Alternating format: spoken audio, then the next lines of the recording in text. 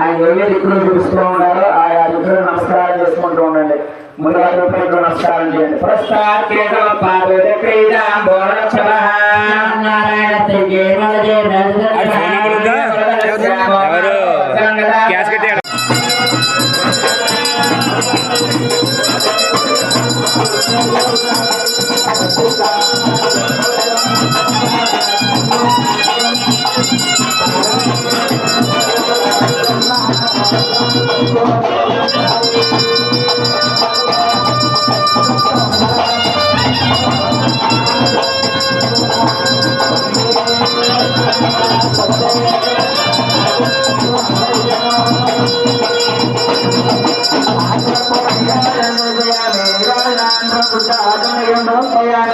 గోవింద గోవింద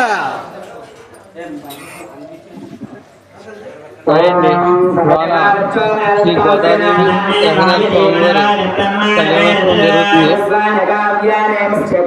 అందరూ కూడా వీక్షించండి. తెలియని వాళ్ళు కూడా ఈ స్వామివారి కళ్యాణం చేసుకుంటున్నారు. వివాహం జరగాలని. ఓం నమో నారాయణ.